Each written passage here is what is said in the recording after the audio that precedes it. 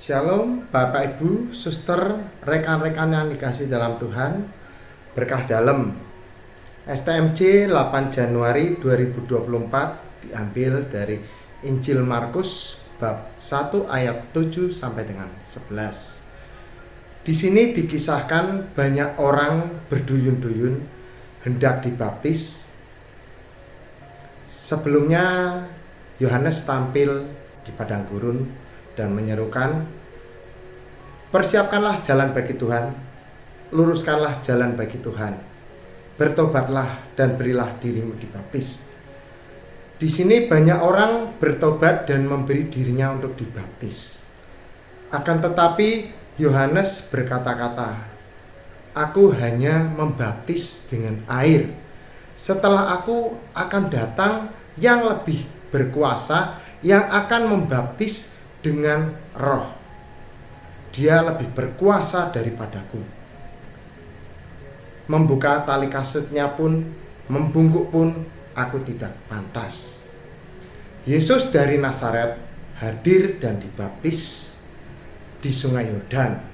Ketika dibaptis, langit terbuka dan terdengarlah suara dari surga, "Inilah anakku yang kukasihi, kepadanya aku berkenan." Sebagai murid Yesus, Yohanes mempersiapkan jalan bagi Tuhan. Kalau boleh dibilang kondisi semacam sekarang ini mungkin seperti patwal ya, mobil patwal. Ketika itu mereka akan mempersiapkan jalan bagi pejabat yang akan lewat. Tetapi tidak sekedar makna harafiah saja, tetapi ada makna lahiriah, di mana Yohanes membawa orang percaya datang, mengaku dosa, dan mereka memberikan dirinya untuk dibaptis. Dan ketika Yesus dibaptis, langit terbuka dan suara Allah menyatakan bahwa Yesus adalah putra terkasih dari Allah dan Allah sendiri berkenan kepadanya. Sebagai murid Yesus, Yohanes menyadari keberadaannya yang tidak jauh lebih hebat dari Yesus. Dia merasa tidak layak, tetapi Yohanes sungguh menyelesaikan misinya. Seperti ada tertulis di dalam kitab Yesaya, Yohanes mau dipakainya, dan tentu saja Allah juga hadir di dalam pelayanannya pula. Peristiwa pembaptisan Yesus adalah suatu momen yang nyata membuktikan keilahian Yesus. Banyak orang yang mengaku dirinya berdosa, bertobat, dan dibaptis oleh Yohanes pula. Tetapi Yohanes tidak lupa diri bahwa Yesus lebih berkuasa. Dia membaptis dengan Roh dan menjadikan kita manusia baru dan juga anak Allah. Sebagai murid Yesus, kita juga mempersiapkan jalan bagi Tuhan di era zaman sekarang. Mempersiapkan kedatangan Tuhan kedua kalinya dengan sebaik-baiknya dan tetap mewartakan kabar keselamatan. Dan kita mencontoh Yesus agar diri kita juga semakin berkenan dan layak di hadapan Allah.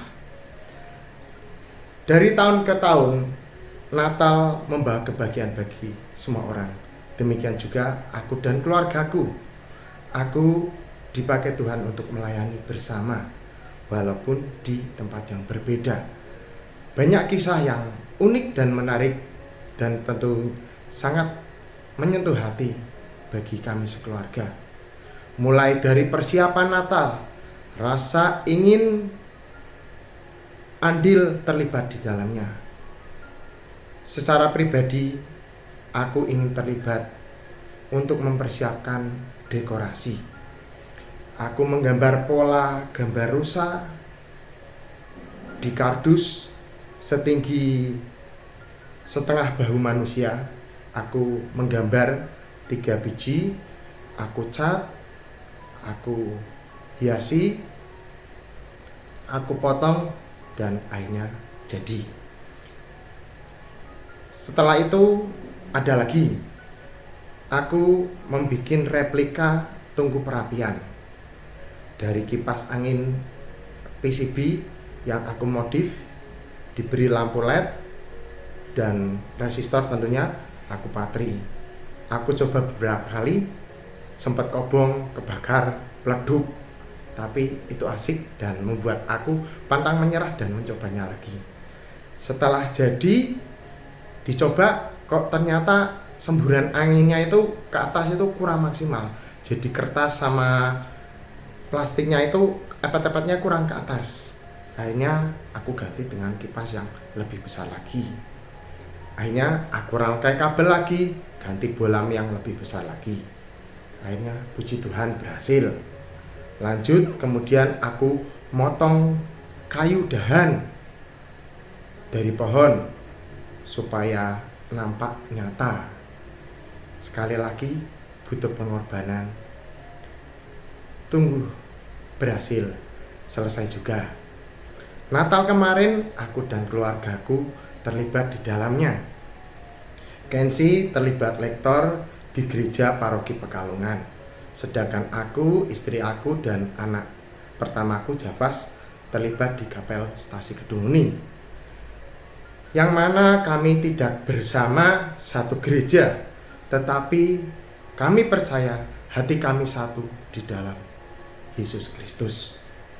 Peran dan bentuk pelayanan yang kami lakukan juga berbeda, namun sungguh kami persembahkan untuk Yesus yang lahir dan hadir di dalam keluarga ini. Javas melayani di musik, mengiringi kor melalui keyboard, istri mengkoordinir misdinar, sedangkan saya harusnya sebagai prodiakon, tetapi saat itu aku memutuskan dengan berat hati untuk digantikan karena kondisi kesehatan aku saat itu. Aku sedang batuk, takutnya pada waktu membagi hosti suci nanti ada asap, walaupun saya sudah memakai masker. Kalau posisi saya lagi batuk tentu sangat tidak nyaman. Akhirnya aku mundurkan diri untuk digantikan. Aku merasa risih sebenarnya dan ingin melakukan sesuatu yang lebih berharga lagi untuk Natal ini. Akhirnya sore itu aku berangkat 1 jam lebih awal. Aku siapin arang, aku bakar, aku dandan geni untuk persiapan wiruk, sebagai ganti support dan tanggung jawabku untuk tetap melayani. Seperti Yohanes mempersiapkan jalan bagi Tuhan, meluruskan jalan bagi Tuhan, aku juga bersama keluargaku mempersiapkan jalan bagi Tuhan, yaitu melalui perayaan Natal. Kami menyambut kelahiran Yesus, mempersiapkan dekorasi, juga yang terlebih lagi, lebih amat penting lagi, yaitu adalah mempersiapkan hati.